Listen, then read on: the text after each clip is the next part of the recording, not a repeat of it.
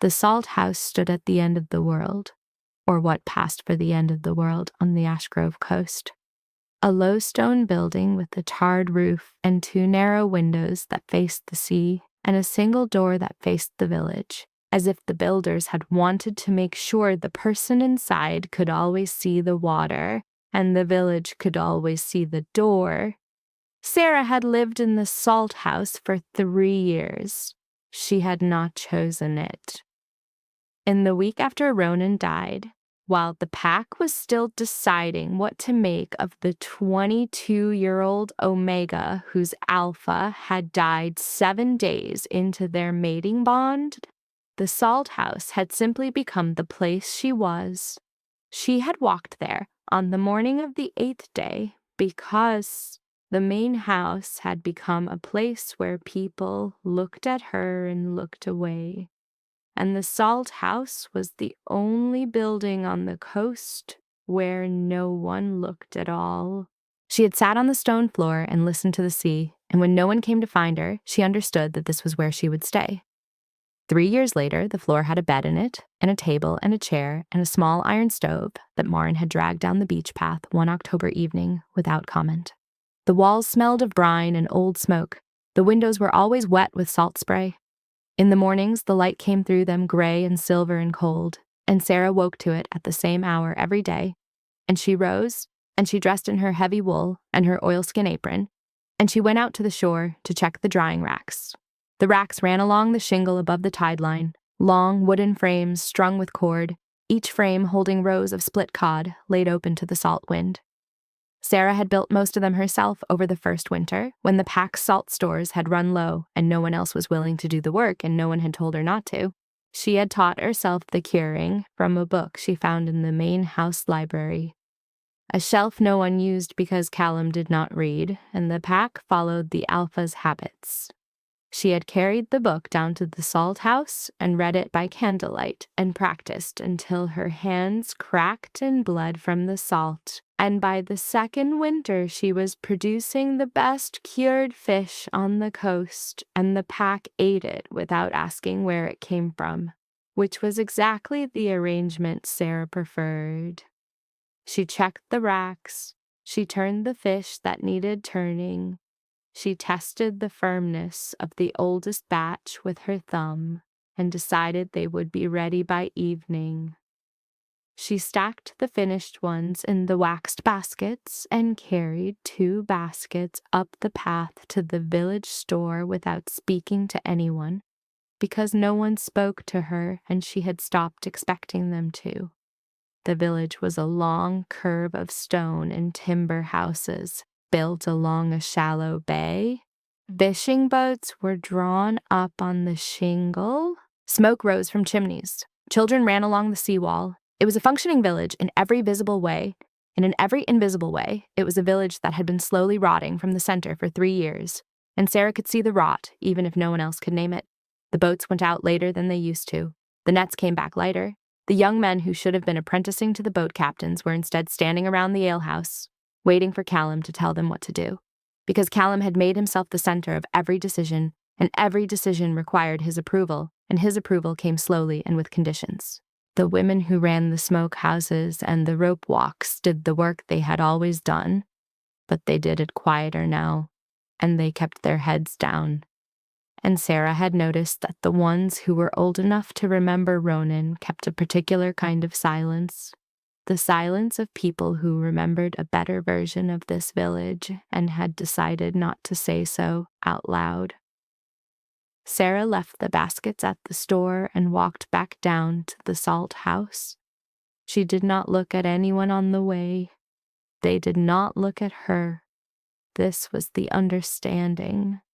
She existed at the edge. She did the work. She stayed out of the village's center, and in return they let her live. It was not kindness. It was not cruelty. It was the particular indifference that a frightened community extends to the thing it has decided is the source of its fear, because as long as the source stays visible and contained, the fear stays manageable. She was the dead alpha's curse. That was what they called her. Not to her face, never to her face, because Sera had a way of looking at people that made them reconsider, but behind her, in the spaces she had just left, in the alehouse and the fish market and the rope walk, the dead Alpha's curse, the Omega who killed her mate, the woman whose wolf was wrong. Her wolf was not wrong. Her wolf was slate gray and lean, and she moved like water through the rocks at the edge of the tide, and she had amber eyes that could see in the dark, and she was utterly silent, and she had been the only thing that had kept Sera alive in the first winter when the cold had come down off the cliffs like a wall, and the salt house had no stove. And Sera had lain on the stone floor with her wolf curled around her, and her teeth chattering, and her hands pressed against the warm gray fur, and thought, I am alive. I am alive. I am alive. The mating mark on her left collarbone had faded to pale silver. Mating marks did not fade. Everyone knew that. A mating mark was a living thing. It darkened with the bond. It pulsed with the mate's heartbeat. And when the mate died, it turned to a flat, dark scar that ached in cold weather and never changed again. Sera's had faded.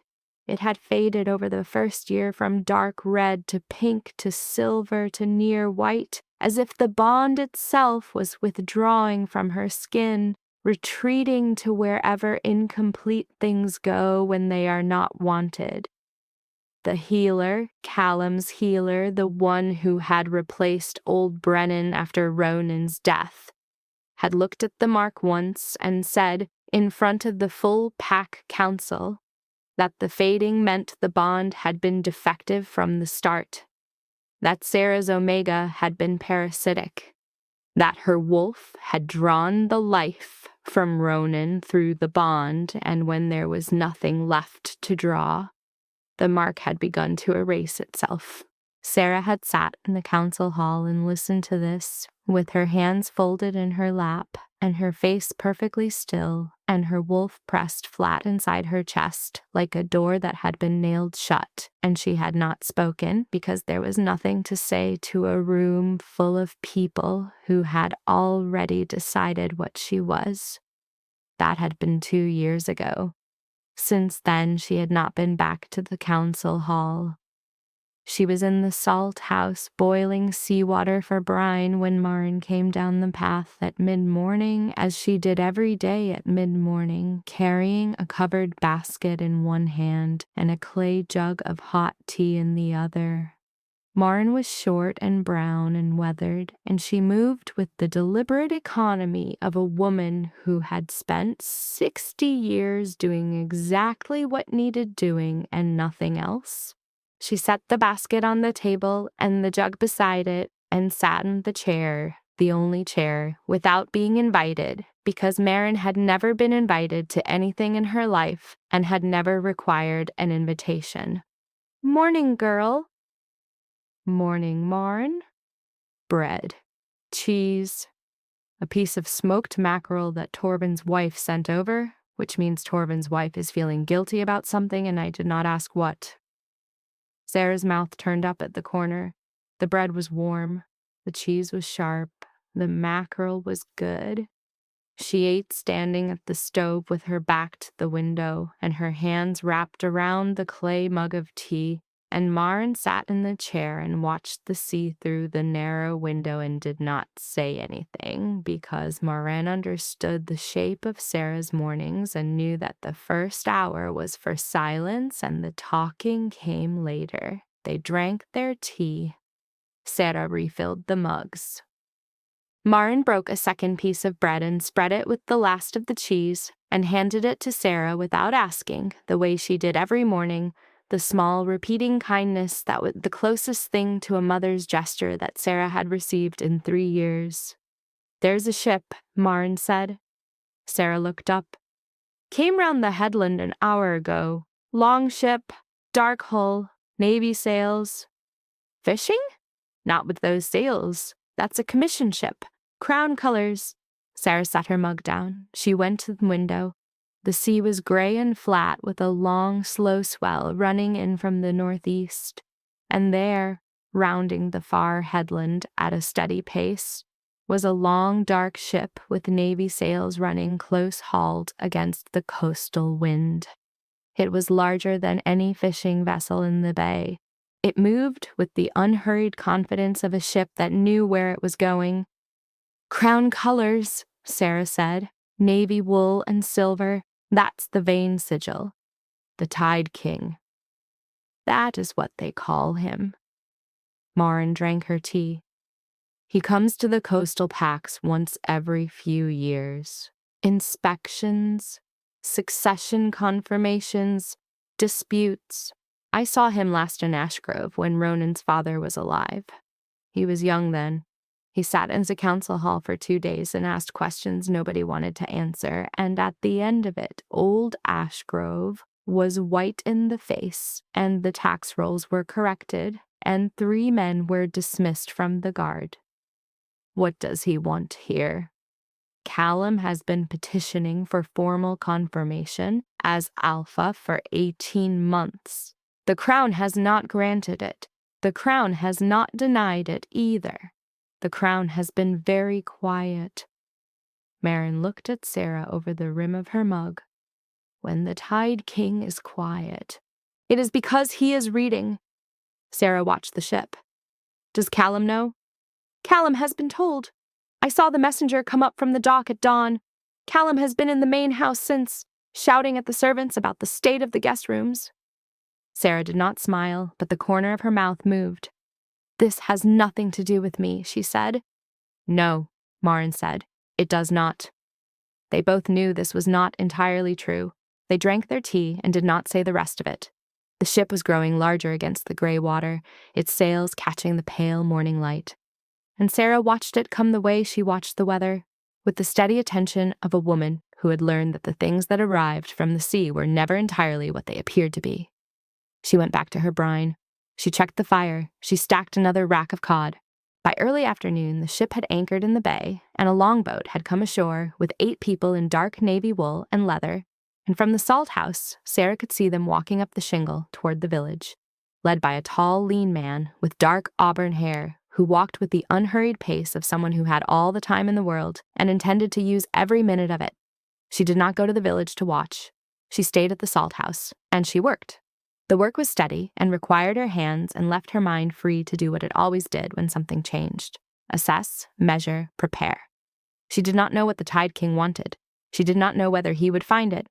She knew only that for 3 years, nothing had changed on this coast, and now something was moving, and she had learned the hard way that when things moved, they moved toward her, whether she wanted them to or not. By evening, the salt house was quiet, and the sea was dark, and the village up the hill was lit with more lanterns than usual, and Sera could hear, faintly, the sound of music from the main house, Callum entertaining his royal guest. She closed the salt house door. She lay on her bed. She listened to the waves. Her wolf lay beside her, warm and silent, amber eyes open in the dark. "Whatever it is," Sera said to the dark, to the wolf, to the salt-stained walls, "it is not about us." The wolf's ears flicked once. Neither of them slept for a long time. The Tide King came to the salt house on the second morning. Sera had not expected him. She had expected to be ignored. She had been ignored by every visitor to the Ashgrove coast for 3 years. Because Callum's first order of business with any outsider was to steer them away from the salt house and the woman inside it. The dead Alpha's curse was not something you showed your guest. She was outside on the drying racks when she heard the footsteps on the shingle. 2 sets, 1 heavy and 1 light. She straightened up from the cod she was turning and wiped her hands on her oilskin apron and turned to face the path. Edric Vane came down the beach track with Fenris at his back. He wore the same dark navy wool and leather she had seen from a distance the day before, and the small silver crown pin at his collar caught the morning light. His dark auburn hair was lifting slightly in the coastal wind. He walked without hurry, his gray-blue eyes moving over the drying racks, the salt house, the stone path, the baskets stacked against the wall, reading the place the way a man reads a ledger. tallying what he saw against what he had expected to find. He stopped 10 paces from the racks. Fenris stopped behind him, hands loose at his sides, scanning the cliff path and the beach in both directions with the automatic vigilance of a man whose entire life was organized around the safety of the person in front of him. "Good morning," Edric said. His voice was low and unhurried. "You are Sera Ashwood." "I am." "My name is Edric Vane. I am the Alpha King of the Coastal Territories. I am here to inspect the Ashgrove Pack and to assess the succession claim of Callum Ashgrove. I understand you are the widow of the former Alpha." "I am." "May I speak with you?" Sera looked at him. She looked at Fenris behind him. She looked at the path they had come down.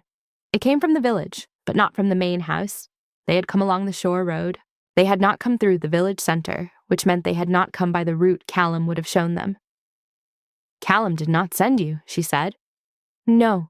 I asked at the dock this morning where the salt stores were, and the dockmaster pointed me here.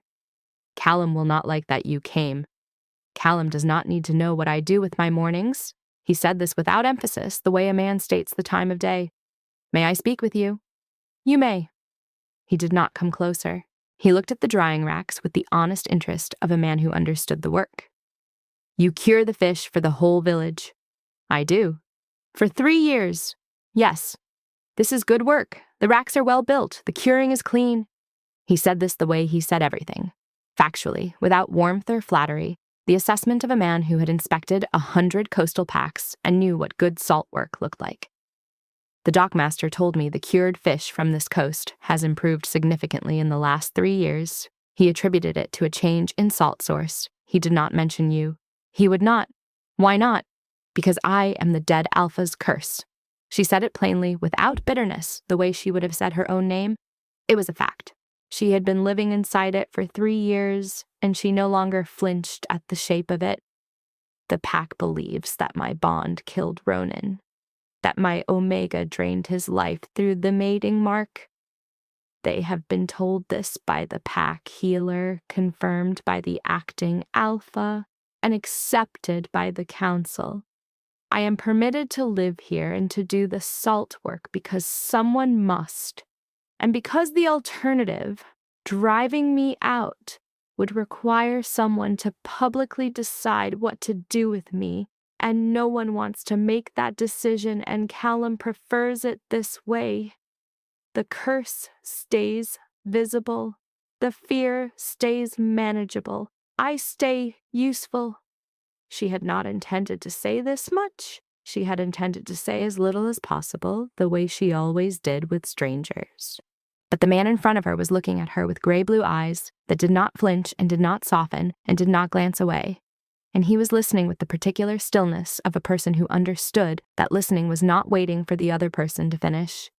It was a kind of listening she had not encountered in 3 years. Edric was quiet for a moment after she finished. Not a thinking silence, a receiving silence, the silence of a man who had heard what she said and was giving it the weight it deserved before he responded. "The pack healer who made the diagnosis about the bond," he said. "What is the healer's name?" "Brennan was the old healer. He retired. Ashore was retired shortly after Ronan died. Callum appointed a new healer, a man called Soren, from the north coast. He arrived 2 weeks after Ronan's death." 2 weeks? "Yes." "The previous healer was present at Ronan's death." "Brennan was present. Brennan examined the body. Brennan wrote a report." "Have you seen the report?" "No. I asked once and was told the records were sealed." "Sealed by whom?" "By Callum." Edric's eyes moved slightly. Not a reaction, just a notation. He was filing it. She could almost see the neat slanted handwriting forming behind his eyes. "When did your mating mark begin to fade?" The question surprised her. Not because it was intrusive, it was direct, which she preferred, but because it was precise. He had not asked why did your mark fade, or what does it mean that your mark faded. He had asked when, as if the timing mattered more than the interpretation. "Within the first month, the color began to change, dark red to pink, pink to silver. By the end of the first year, it was nearly white." "And the pack healer, Soren, he examined the mark. Once, in front of the council. He said the fading indicated a parasitic bond." "A parasitic bond." Those were his words. Edric stood very still on the shingle. The wind was coming off the sea, cold and steady, and it moved the hem of his cloak and lifted the edge of his dark auburn hair, and he did not adjust either. "Seraphine," he said, "I am going to ask you a question, and I would like you to answer it as precisely as you can. This is not a test. There is no wrong answer. I am asking because the answer matters to me, and I believe it may matter to you. Ask. In the week between your mating and Ronan's death, the 7 days, was he well?" Sera looked at him. It was the first time in 3 years anyone had asked her about the week. People had asked about the death. People had asked about the bond. People had asked about the mark and the healer's diagnosis and the curse. No one, not one person in 3 years, had asked about the week. She breathed in. She breathed out. "No," she said, "he was not well." Edric waited. On the first day, he was tired. I thought it was the ceremony. The mating ceremony is physically demanding, and he had not slept the night before. On the second day, he had a headache that did not respond to willow bark. On the third day, he was pale and his appetite was gone. On the fourth day, he had tremors in his hands. On the fifth day, he could not keep food down. On the sixth day, he could not stand without help, and his skin had a yellow cast and his eyes were bloodshot.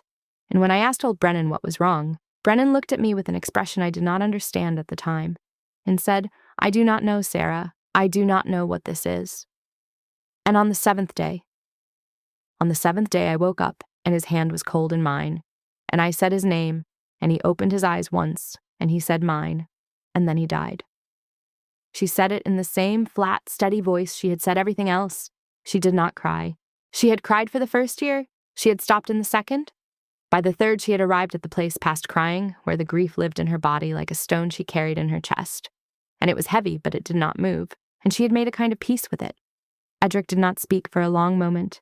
She watched him process what she had told him. She watched the gray-blue eyes go through something she could not quite name. Not pity, not horror, not the false sympathy of someone who needs you to know they feel sorry for you. Something closer to recognition.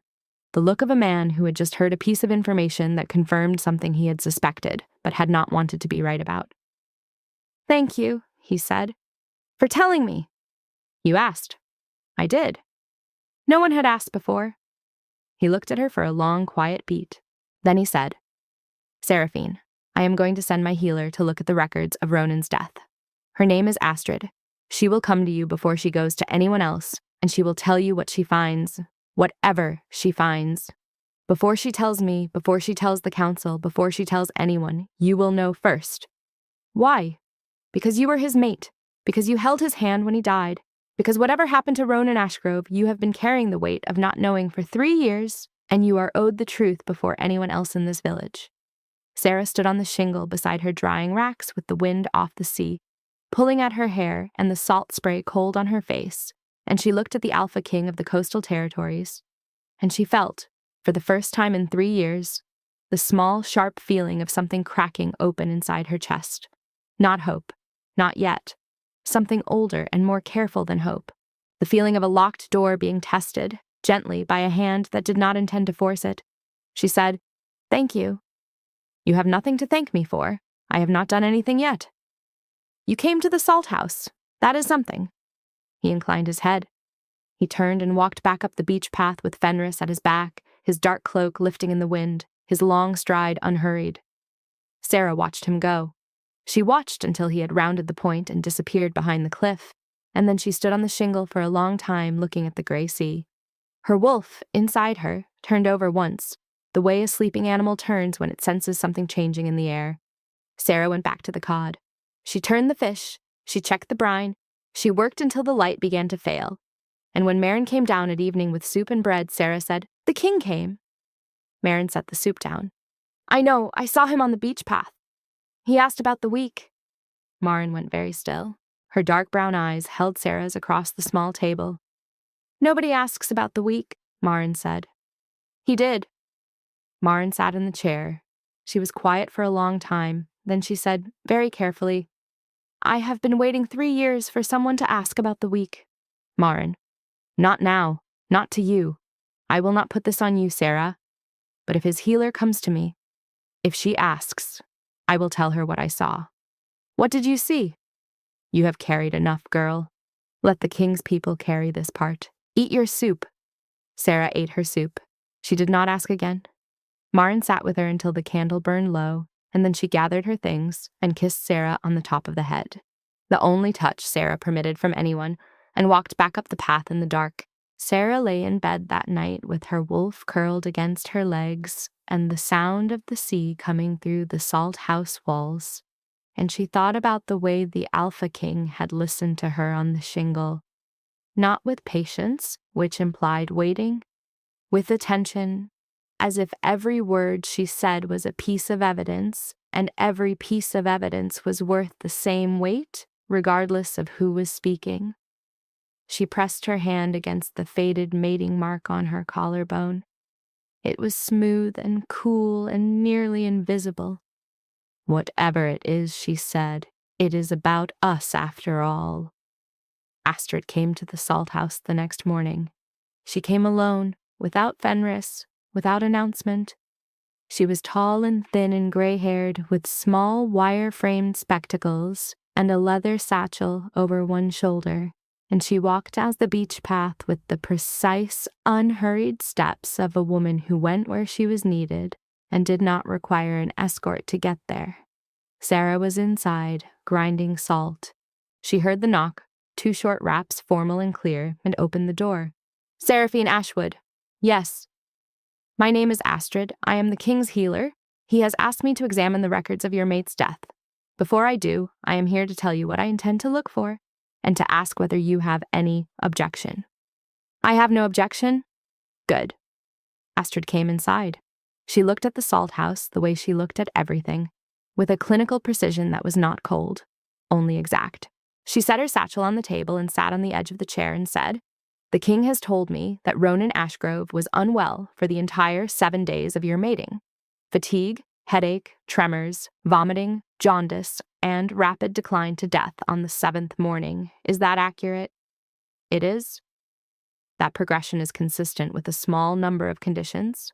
Most of them are natural. 2 of them are not." She said this without emphasis, in the same tone she might have used to describe the weather. "I intend to examine the original healer's report, if it still exists. I intend to speak with old Brennan, if he is still alive.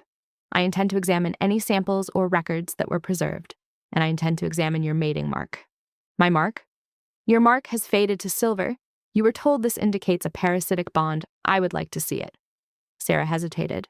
Not from modesty, from the memory of the last time someone had examined her mark. Soren had looked at it in front of the full council with an expression that she now recognized, 3 years later, as performance. He had known what he was going to say before he looked. She pulled the collar of her wool dress to the left, exposing her collarbone. Astrid leaned forward. She adjusted her spectacles. She looked at the mark for a long time. Longer than Soren had, longer than anyone had. She touched it once, lightly, with one cool fingertip. Then she sat back. "That is not a parasitic bond mark." Sera's breath caught. A parasitic bond leaves a distinctive pattern. The mark darkens to near black at the edges and the center hollows. It looks like a bruise that will not heal. It is extremely rare, and it is extremely recognizable, and I've seen 2 cases of it in 30 years of practice, and what is on your collarbone is not it.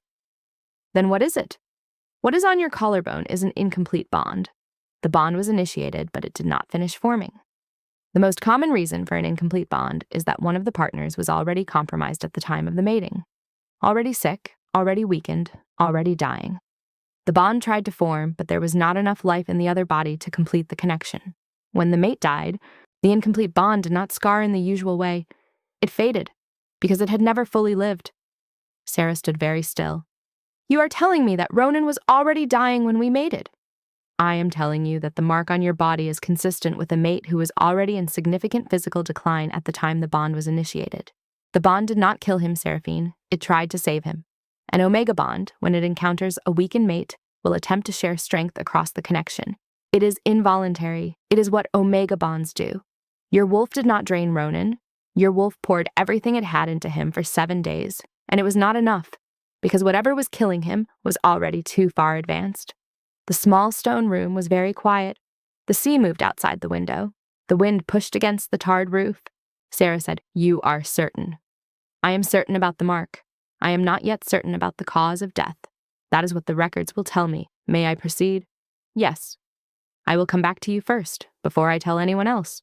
The king insisted on this, and I agree with him. Astrid gathered her satchel.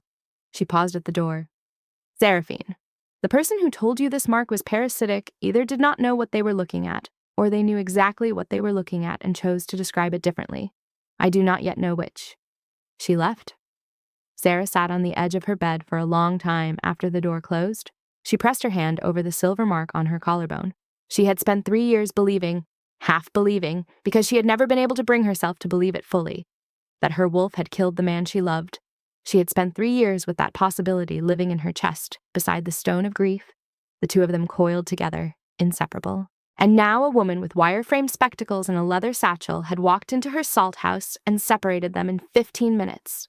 She did not cry. She sat. She breathed. She let the new information move through her body the way salt water moves through a net, slowly, thoroughly changing the weight of everything it touched. Her wolf stirred inside her.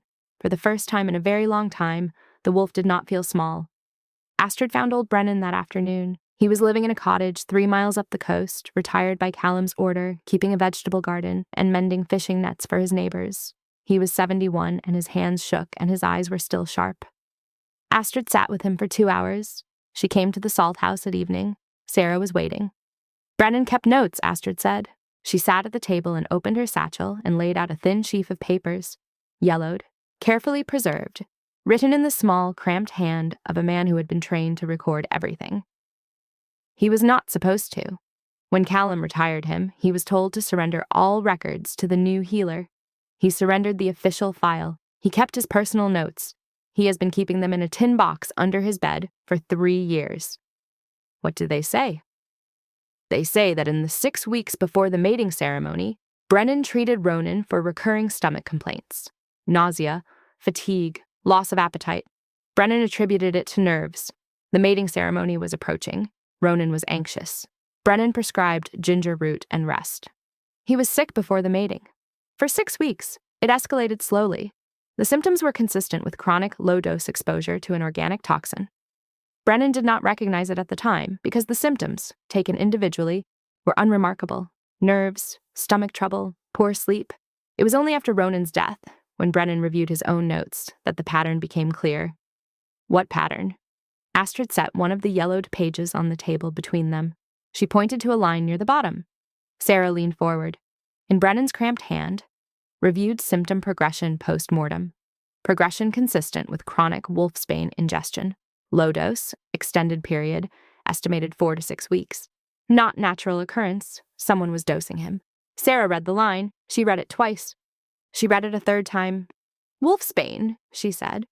Wolfsbane is a plant poison. In small doses over weeks, it produces exactly the symptoms Ronan displayed. Progressive organ failure disguised as generalized malaise. By the time of the mating ceremony, Ronan's liver and kidneys were already failing. The bond accelerated the timeline because the omega bond increased his metabolic rate, which increased the rate at which the poison moved through his system. He would have died within the month regardless. The mating shortened it to 7 days. Someone poisoned him. Someone poisoned him. For 6 weeks. At minimum. Before the mating. Before the mating. Which means the mating ceremony was not the cause of his death. The bond was not the cause of his death. Your wolf was not the cause of his death.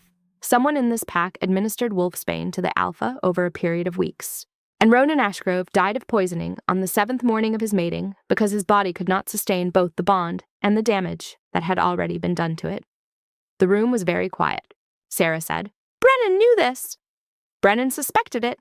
He wrote his suspicion in his notes. He did not report it because 2 weeks after Ronan's death, Callum dismissed him and replaced him with a healer of Callum's choosing, and Brennan, a 70-year-old man living alone on a hostile coast, decided that silence was the price of staying alive. Who had access to Ronan's food? Brennan's notes identify 3 people with regular, unsupervised access to Ronan's evening meal in the 6 weeks before the mating. The first is the kitchen woman, who has been with the pack for 40 years and had no motive. The second is you, but you were not in the main house until the week of the mating ceremony, which rules out the first 4 weeks. The third is Callum Ashgrove, who dined with his brother every evening and who personally brought Ronan a cup of mead each night after dinner as a standing custom. Sera closed her eyes. She had known. Somewhere under the 3 years of grief and silence and the daily rhythm of the salt house, she had known. Not as a fact, as a shape. a shape she could not see clearly enough to name, the shape of a brother who had smiled too easily at the funeral, the shape of a man who had moved into the Alpha's quarters the day after the body was burned, the shape of a grief that had never arrived on a face that should have been broken by it. She opened her eyes. "Tell the king," she said. "He asked me to tell you first. You have told me. Now tell the king." Astrid gathered her papers. She paused, her hand on the sheaf. "Seraphine, what was done to you? The 3 years, the salt house, the name they gave you. That was not a mistake. That was a strategy. The curse story kept you silent and kept everyone else afraid of you and kept the truth buried. The person who poisoned Ronan needed you to be the explanation. You were not cursed. You were framed." Sera did not move. "I know," she said. "I think I have always known. I did not have the words." "You have them now." Astrid left. Sera sat in the salt house as the evening light turned the sea to dark glass, and she held the knowledge in her body the way she had held the grief, carefully, completely, letting it settle into the spaces where it belonged. Her wolf was awake inside her, awake and alert in a way she had not been for 3 years. The wolf's amber eyes were open in the dark. Maren came at nightfall with bread and fish and a small flask of something sharp. "Astrid came to me this afternoon," Maren said. "After Brennan." "I know." "I told her what I saw, the night before the mating ceremony. Callum came to the kitchen late. I was in the hall, mending a curtain. He did not see me. He carried a small bottle. He went to the sideboard where Ronan's mead was kept. He uncorked the bottle and he poured something into the mead jug. Then he corked the bottle and he put it back in his pocket and he left. You saw this. I saw it. I did not know what was in the bottle. I thought it was a jest. Brothers do things like that, spike each other's drink. It was only after Ronan died, after Brennan was dismissed, after you were sent to the salt house, that I put the pieces in order. And by then, it was too late. Callum was the only authority. Callum's healer had given the verdict. I am an old fisherwoman." "Sera, nobody asks the fisherwoman." The king's healer asked. "Yes," the king's healer asked. They sat together in the dark salt house and drank Maren's sharp flask and did not speak for a long time. Outside, the sea turned and turned again against the shingle, patient as it had always been, indifferent to the small, desperate things that happened on its shore. Edric called the pack hearing for the following morning. He did not announce the subject. He sent Fenris through the village at dawn with a single instruction. Every member of the Ashgrove pack was to assemble in the great hall by the 9th bell. No exceptions, no excuses. The Alpha King would address them as part of his inspection. Attendance was not optional. Sera woke early. She dressed in the cleanest clothes she had, a gray wool dress, a dark shawl, her leather boots. She left the oilskin apron in the salt house. She had been wearing it for 3 years, the way other women wore armor, and today she did not need armor. Today she needed to look like what she was, a woman, not a function. Maren met her at the top of the beach path. Maren had put on her good coat, the one she saved for funerals and feast days, dark brown wool with bone buttons. She had combed her gray-streaked hair and pinned it back. She looked at Sera for a long moment, and her dark brown eyes were bright with something that Sera recognized as the expression of a woman who had been carrying a secret for 3 years and was about to set it down. "Ready, girl?" "Ready." They walked into the village together. The great hall of the Ashgrove Pack was a long stone building at the center of the village, built 200 years ago by the first Ashgrove Alpha and extended twice since. It had high windows that let in the gray morning light and a central hearth that was always lit and dark wooden benches arranged in rows facing a raised stone platform at the far end. On the platform stood a single heavy oak chair, the Alpha's seat. Behind the chair, on the wall, hung the Ashgrove banner, a gray wolf on a white field. When Sera and Maren entered through the main door, the hall was already full. Every bench was occupied. The fishing families sat together, the rope walk women together, the boat captains in a cluster near the front. Children sat on their mothers' laps. The old men and women leaned on their sticks along the walls. The room smelled of salt and wool and wood smoke and the particular nervous warmth of 100 people packed into a space that was slightly too small for them, all of them watching the door to see who came in next. When Sera walked through the door, the room went quiet. It went quiet the way a room goes quiet when a sound stops that you did not know you were hearing. Suddenly, completely, as if the air itself had drawn a breath, 100 faces turned toward the door. 100 pairs of eyes found Sera's face. She had not been in this hall in 2 years. Most of them had not seen her at close quarters in longer than that. She was a figure on the shore, a shadow at the edge of the village, a shape they looked away from. Now she was standing in the doorway of the great hall in a clean gray dress with Marin at her shoulder, and she was looking back at them with dark amber eyes that did not blink. She walked to the front of the hall. She sat on the bench at the end of the first row, on the far left side, closest to the wall. Marin sat beside her. No one spoke to them. No one moved away from them either. There was no room to move, and the collective unease of 100 people was not enough to overcome the more immediate unease of being seen to be the one who flinched. Callum was already on the platform. He sat in the Alpha's chair with the easy confidence of a man who had been sitting in it for 3 years and expected to sit in it for 30 more.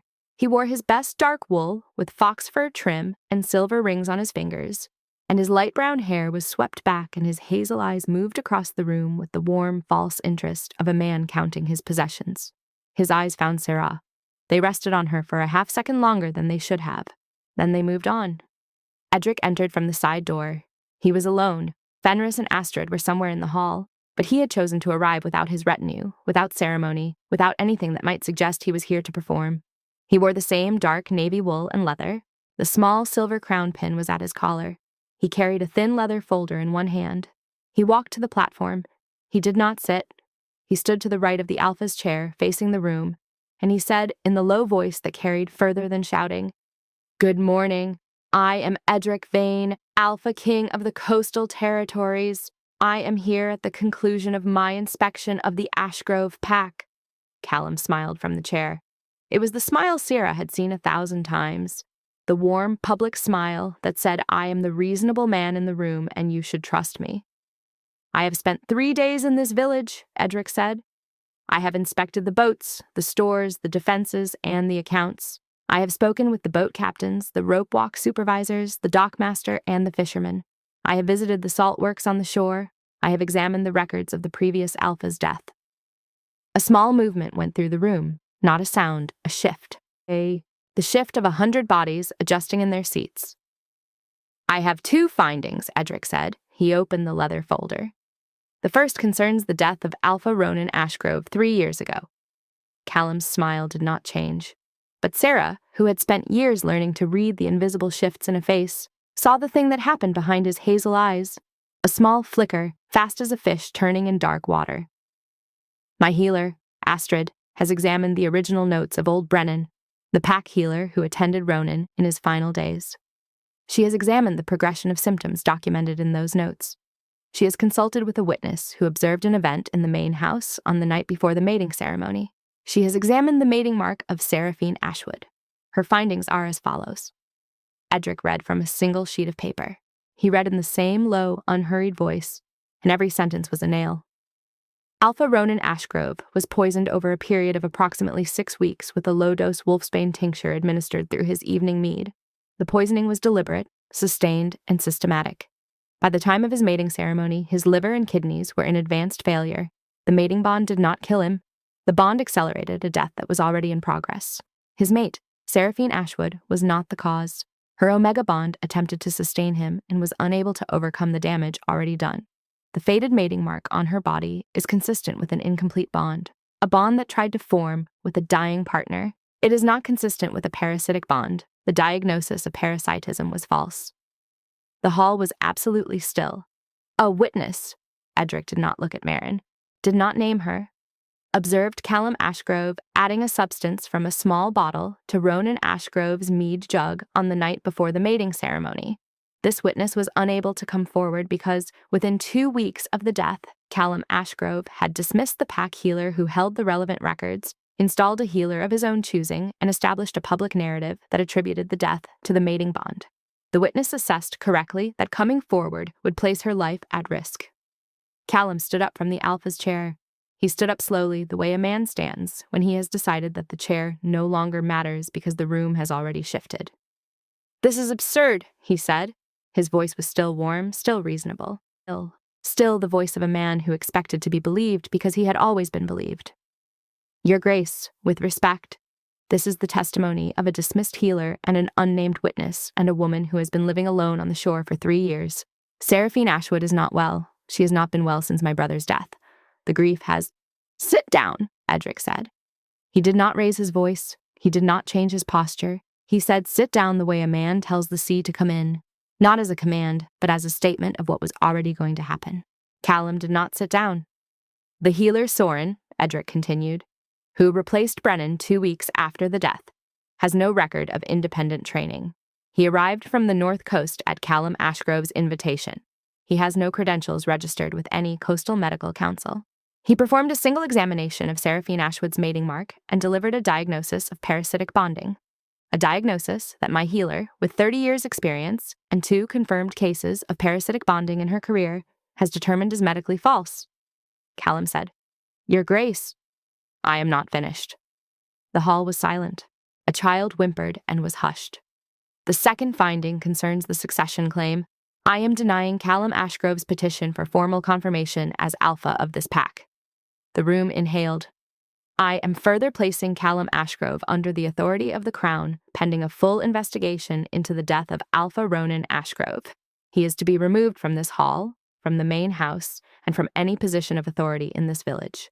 Fenris. Fenris appeared at the side door. 2 of Edric's guards were behind him. Callum looked at Edric. Then he looked at Sera. It was the first time in 3 years he had looked at her directly. In the council meetings, in the village, on the rare occasions their paths had crossed, he had always looked past her, through her, around her. She was the convenient ghost, the useful curse, the woman whose presence proved the story he had built. Now he looked at her, and Sera looked back, and she saw in his hazel eyes the thing she had never been able to name in 3 years of watching him. The absolute emptiness of a man who had killed his brother and built a life on top of the body, and had never for 1 second felt the weight of it. Callum Ashgrove, Edric said, you will go with my men. You will be treated with the dignity owed to any accused person. You will be given the opportunity to speak in your own defense at the formal hearing, but you will not speak in this hall today. Callum went with Fenris. He went without resistance, because Callum was above all things a man who calculated odds, and the odds in this room had shifted completely, and a man who fought when the odds were gone was a man who ended up on the floor, and Callum would not give them that. He walked out of the great hall with his back straight and his silver rings catching the gray morning light, and the door closed behind him, and the room released a breath it had been holding for 3 years.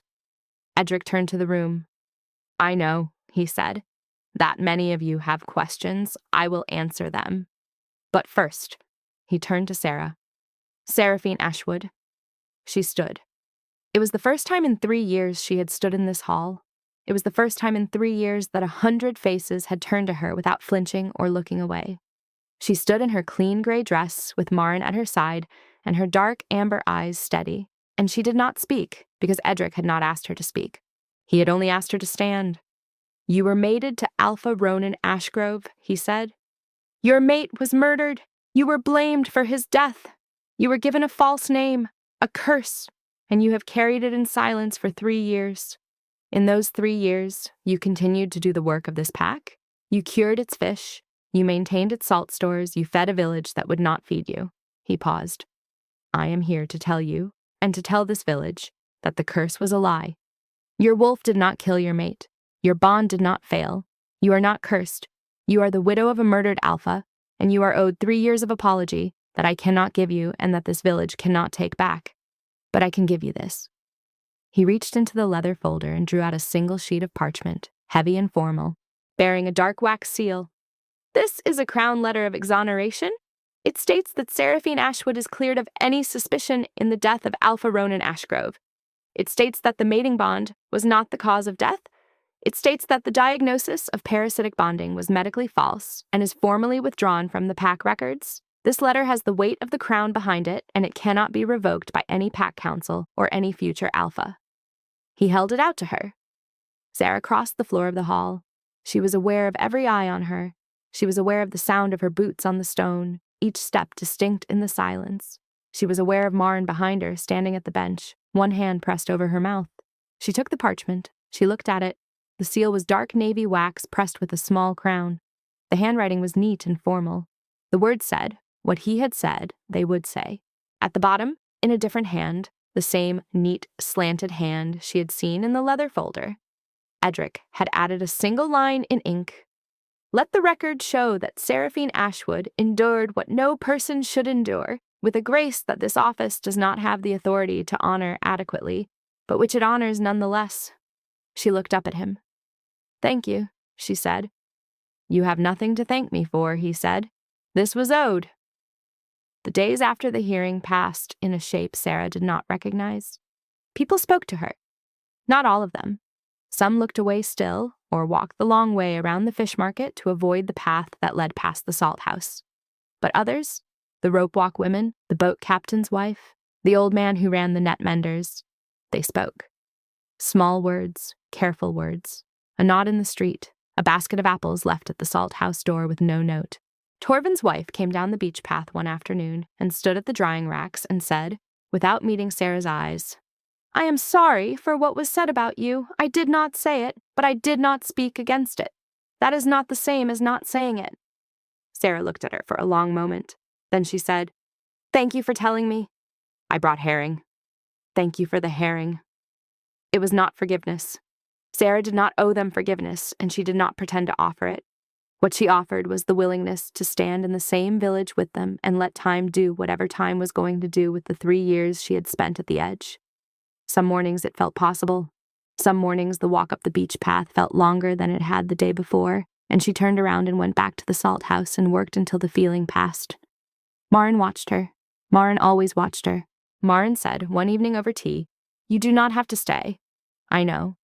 The king's letter means you can go anywhere, any pack on the coast, any village that will have you. You are not bound here. I know. But you are staying. For now. Marin accepted this with the quiet nod she gave to all of Sera's decisions. Not agreement exactly, but respect. The respect of a woman who understood that the person making the decision was the only one qualified to make it. Edric stayed on the coast. He had moved out of the main house and taken rooms at the inn, small rooms, practical, facing the harbour. His ship sat at anchor in the bay. Fenris stood guard at his door. Astrid was compiling the formal case against Callum in the inn's back room, her papers spread across a table, her wire-framed spectacles perched on her nose. Sera saw Edric from a distance most days, walking the village, speaking with the boat captains, inspecting the harbour wall. He did not come to the salt house. He had not spoken to her since the hearing, and she understood that this was deliberate. He had said what needed to be said in public. He was not going to crowd her in private. He was giving her the space to decide what came next, and he was patient enough to let the deciding take as long as it needed to take. She decided on the 5th day. She walked to the inn at mid-morning. Fenris was at the door. He looked at her, gave a small nod, and stepped aside. She knocked. Come in. The room was small and plain. A narrow bed, a writing table, a chair, a window overlooking the harbour. Edric was sitting at the table with a stack of papers and a cup of cold tea. His dark auburn hair was slightly disheveled. The small silver crown pin was on the table beside his papers, as if he had taken it off to think more clearly. He stood up when she came in. He always stood. She had noticed that he stood every time a woman entered a room, whether she was the Alpha King's widow or the innkeeper bringing his breakfast. It was not a performance. It was a reflex, built into his bones by someone who had raised him to understand that standing was the first act of attention. Seraphine. Your Grace, please, sit. She sat in the chair he offered, the only chair. He remained standing, leaning against the edge of the writing table with his arms loosely folded. She noticed that he had arranged the room so that the chair faced the window. He had given the guest the view. I have a question, she said. Ask. What happens to this pack now? He looked at her. He did not rush to answer. He took the question in and let it sit. The pack needs an alpha. Callum's line is finished. He will be tried and sentenced, and there is no other Ashgrove heir. The Crown has 2 options. The first is to appoint an external alpha from another coastal pack. The second is to dissolve the pack and redistribute the territory. Neither of those is good. Neither is ideal. No. An external alpha means a stranger. This pack does not trust strangers. A dissolution means these people lose their homes and their boats and their livelihoods and scatter to neighboring packs that will absorb them and forget them. That is a precise assessment. There is a third option. He waited. The pack chooses its own alpha, from within. The fishing families have leaders. The boat captains have seniority. There are women in this village who have been holding it together for 3 years while Callum performed. They know the work, they know the coast, they know each other. The Crown has never permitted an elected alpha in a coastal pack. The Crown has never had a coastal pack whose alpha was murdered by his own brother and whose replacement spent 3 years framing an innocent woman. Precedent is only useful when the previous circumstances resemble the current ones. These do not. Edric looked at her for a long, quiet beat. The gray-blue eyes were doing the thing she had noticed the first time she spoke with him on the shingle. The careful, complete attention of a man who was not waiting for her to finish, but was actively processing every word she said as she said it. "You have thought about this," he said. "I have had 3 years to think about this village. I have watched it from the outside, which is the best place to watch anything from. I know what is wrong with it, and I know what is right with it, and I know that the thing that is most right about it is the women who kept it running while the man in charge was busy poisoning the truth. Who would you suggest? Torben's wife, Alara. She runs the smokehouses and the rope walks. She has the respect of the fishing families. She is practical, fair, and she does not need to be liked. She needs to be listened to, which is different." Edric unfolded his arms. He reached for his papers and found a clean sheet. He wrote a name on it in his neat hand. "Alara." He set the sheet down. "I will consider it. The Crown has processes, but I will consider it." "Thank you." "Is that all you came to ask?" "No." She paused. She looked at the window, at the harbour, at the grey sea beyond. She looked back at him. "I came to ask you something else." "Ask." "Why did you come to the salt house first? Before the hall, before Callum, before any of it? The dockmaster could have told you about the salt works any time. You could have visited on the 2nd day or the 3rd. You came on the 2nd morning, at dawn." Edric was quiet. He picked up the silver crown pin from the table and turned it in his fingers once, then set it back down. "Because I had read the reports before I arrived," he said. "I read the succession petition. I read the pack records that Callum submitted with it. And in every record, every report, every document, 90 pages, Sera Ashwood was mentioned exactly once, in a footnote. Footnote 12, it said, 'The former alpha's mate resides at the salt works on the coast and is not considered relevant to the succession claim.'" He looked at her. "In my experience, the person who's not considered relevant is the most relevant person in the room, and a footnote that tells me not to look at something is the first place I look." Sera sat with that. "You came because of a footnote." "I came because someone wanted me not to come. That is always sufficient reason." She nodded. She stood. He stood with her. They were close in the small room, closer than they had been at any point since she had known him, and it was not close enough to be intimate, and not far enough to be formal, and it sat in the space between those two things, the way everything about this man sat, precisely where it was meant to be. "Seraphine," he said. His voice was quiet, not soft. Edric's voice was never soft, but quiet, in the way of a man who's about to say something he has been careful not to say until he was certain it was the right time. "I would like you to know something." "Tell me." "In 3 days on this coast, I have seen a village that is broken, and accounts that are falsified, and a murder that was hidden, and a woman who is blamed for it. I have seen all of these things, and I have done the work of naming them, and I will do the work of correcting them. That is my office. That is what I came here to do." He paused. "But in those same 3 days, I have also seen a woman who was cast out of everything she knew, and who built a life at the edge of the sea with her own hands, and who fed the village that rejected her and who did not break. And I want you to know that in 20 years of inspecting coastal packs, I have never seen anything like that. I have seen courage. I have seen endurance. I have seen people survive terrible things, but I have never seen anyone carry what you carried for as long as you carried it with the grace you carried it with. And I will not call it strength, because strength implies it was easy, and it was not easy. It was the hardest thing, and you did it anyway." Sera did not speak. "I am not telling you this because I want anything from you," he said. "I am telling you this because in 3 years, no one has said it, and someone should have, and I will not leave this coast without making sure it has been said."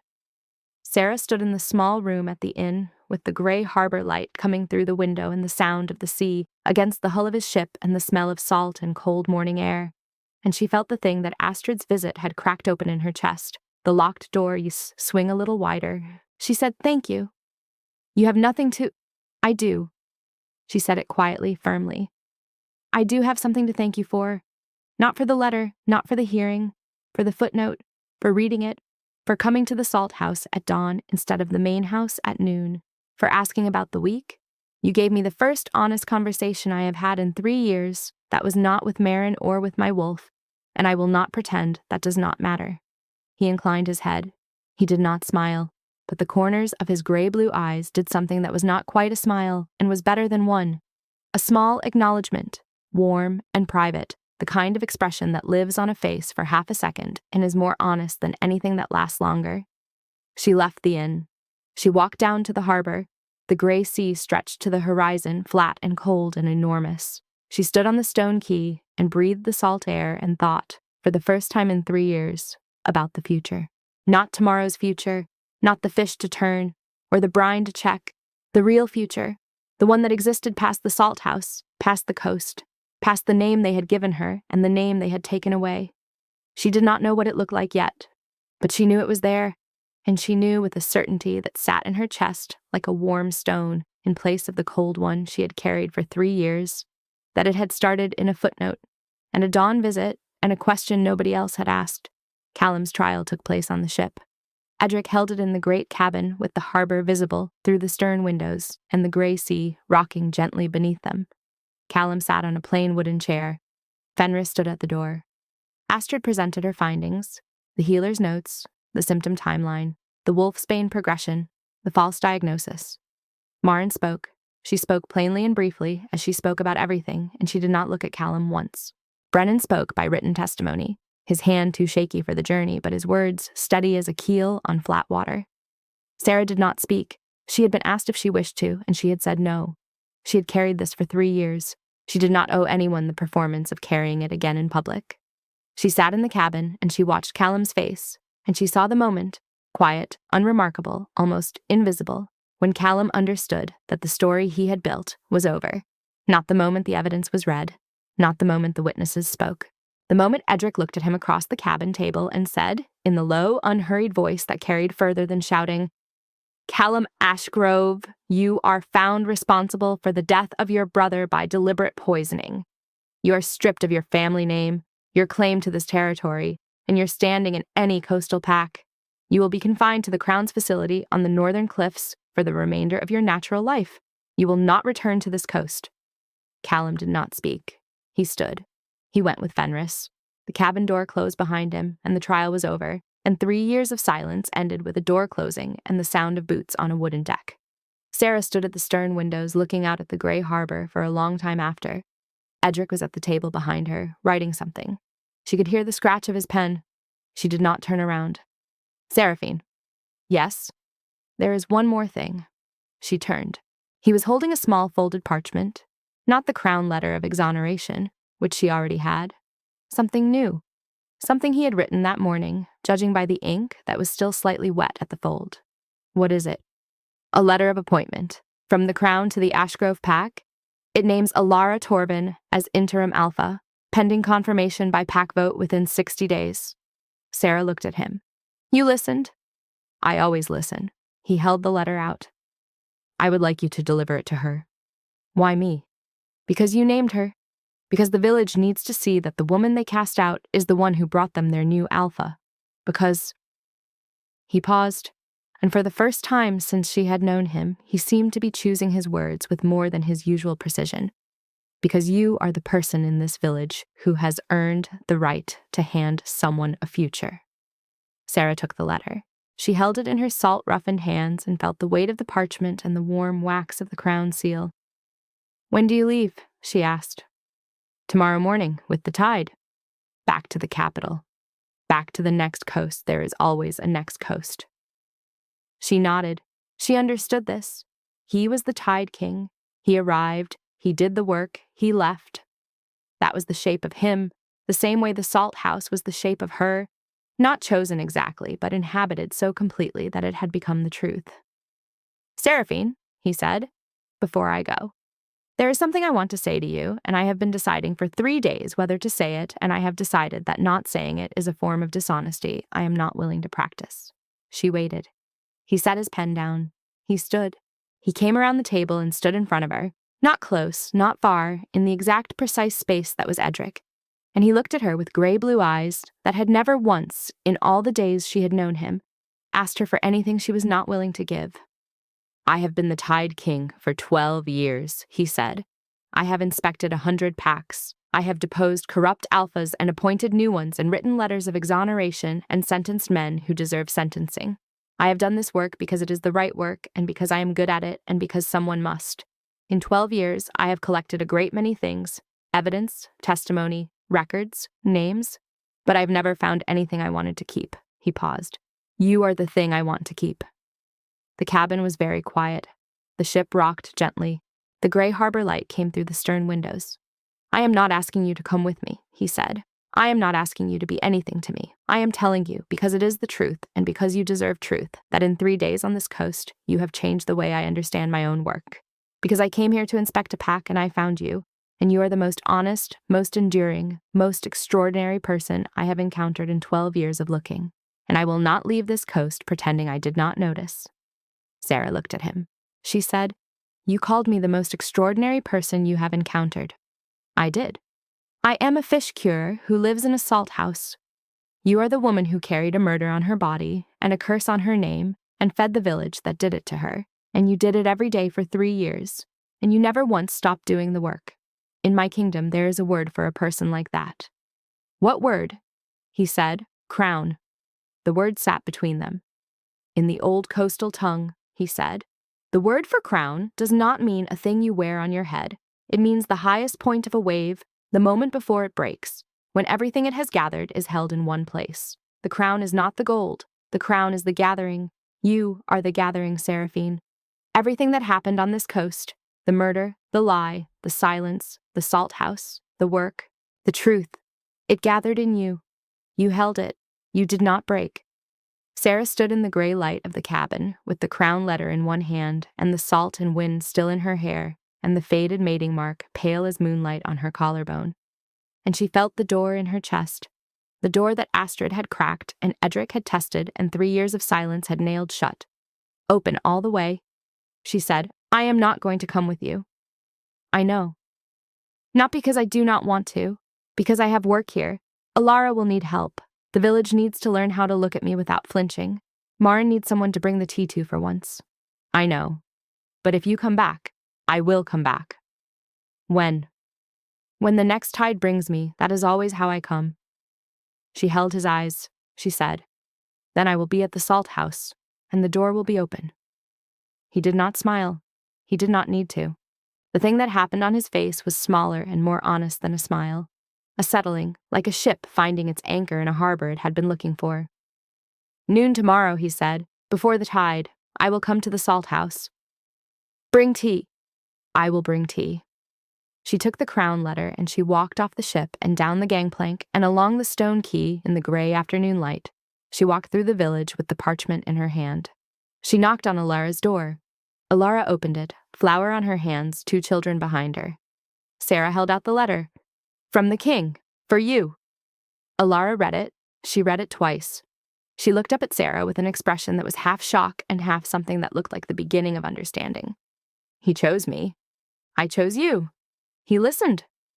Alara's eyes filled. She did not speak. She reached out and took Sera's hand, the first person in the village to touch her voluntarily in 3 years. And she held it for a moment, rough hand to rough hand, and she said, "Thank you. Do not thank me. Fix the village." Sera walked back to the salt house. The sea was turning gray to silver in the late afternoon light. The drying racks were full. The brine pots were ready. The small iron stove was cold, but the door was open, and the salt wind came through, and she breathed it in the way she had breathed it every day for 3 years, except that today it tasted different. Not better, not worse, different. The way air tastes when the thing you have been carrying has been set down, and your lungs can finally fill all the way. Marin came at evening. Sera poured the tea. Marin looked at her across the table. "You look different." "I feel different." "The king, he leaves tomorrow." Marin drank her tea. "He will come back. He said he would. He will. Men like that do not say a thing they do not mean. It is the only reliable quality about them." She set her cup down. "What did he call you?" Sera smiled. It was a small smile. Not large, not for anyone. The quiet, private smile of a woman who had been given a word that fit. "Crown," she said. Marin's eyes were bright. "Well," she said. "Well." They drank their tea. The sea moved outside the window. The salt house was quiet and warm and small, and it smelled of brine and smoke and the last of the day's work. And Sera sat in it the way she had sat in it for 3 years. But different now. Different because for 3 years she had sat in the salt house as a woman waiting. And now she sat in it as a woman who had been found and named, and who had at last set down the weight of a name that was never hers. She was not the dead Alpha's curse. She had never been. She was the crown.